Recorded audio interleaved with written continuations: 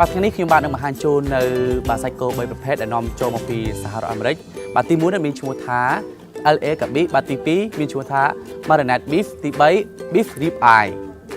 បាទអរគុណឥឡូវនេះយើងមកសូមបង្ហាញជូននៅប្រភេទសាច់គោបាទទី1ដែលមានឈ្មោះថា LA កាប៊ីបាទនេះតែម្ដងបាទកាប៊ីនេះគឺ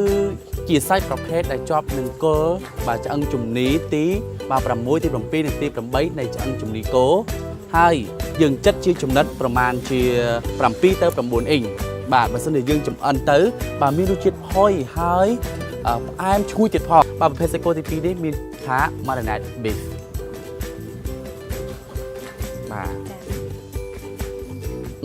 បាទមានក្លិនឈ្ងុយមែនតើបាទគឺថាក្លិនឈ្ងុយនេះគឺដោយសារយើងប្រឡាក់គ្រឿងស័ព្ទតែម្ដងជំរាបជូនថាប្រភេទសាច់គោ Marinade Beef នេះគឺជាប្រភេទសាច់គោសាច់សុទ្ធដែលយើង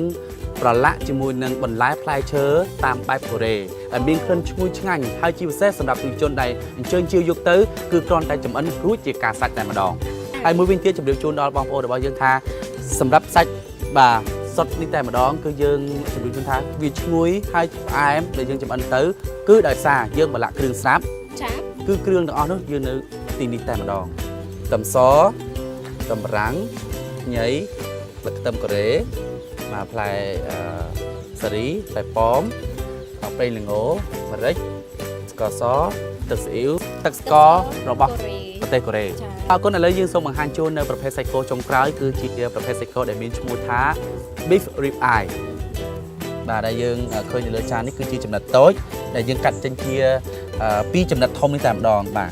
កាប៊ីនៅក្នុង1គីឡូតម្លៃត្រឹមតែ$30តែប៉ុណ្ណោះ Marinade Beef 1គីឡូតម្លៃត្រឹមតែ$35តែប៉ុណ្ណោះ Beef Rib Eye 1គីឡូតម្លៃត្រឹមតែ$59តែប៉ុណ្ណោះបាទគឺថាបងប្អូនដែលកំពុងតែទស្សនាប្រកាសជាកំពុងតែចាប់អារម្មណ៍ទៅលើសាច់ទាំង3ប្រភេទដែលនាំចូលមកពីសហរដ្ឋអាមេរិកតែម្ដងចាហើយនៅក្នុងនោះនេះខ្ញុំក៏សូមអនុញ្ញាតជំរាបជូនដល់ប្រិយមិត្តទស្សនិកជនដែលបានទស្សនាជាមួយនឹងកម្មវិធីរបស់យើងនៅពេលដែលលោកអ្នក